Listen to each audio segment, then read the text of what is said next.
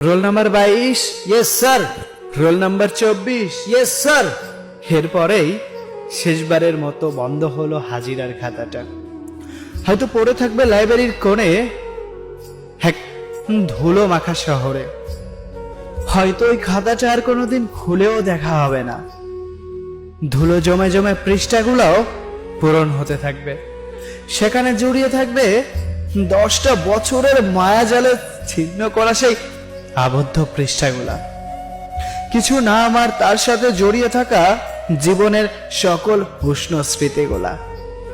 বন্ধু, আজ আমি কলেজ যাব না, তুই আমার প্রেজেন্টটা দিয়ে দিস।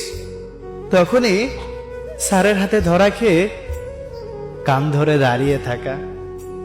আমাকে কান ধরিয়ে দাঁড়িয়ে থাকতে দেখে ওই দিনে সকলের তামাশা, সকলে আমাকে নিয়ে টোল করতে থাকলো। সেই বন্ধু আমাকে নিয়ে টোল করলো, যেই বন্ধুর জন্য আমি কান ধরেছিলাম। হ্যাঁ, এটাই বন্ধুত্বের স্মৃতি। এমন স্মৃতিগুলা জড়িয়ে থাকে আজন্মকাল। একটা সময় আমরাও অনেক দূরে একটা কলেজে ভর্তি হই।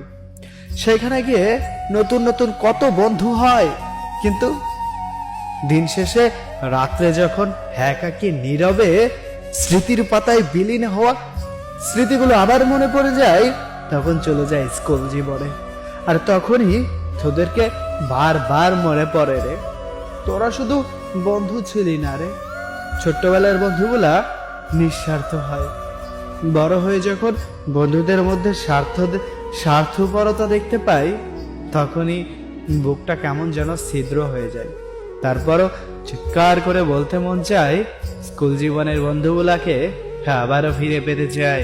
বন্ধু, তোরা হয়তো ভুলে গেছিস, তোরা হয়তো নতুন কলেজে গিয়ে নতুন বন্ধুদেরকে পেয়ে অনেক বন্ধুদেরকে ভুলে গেছিস।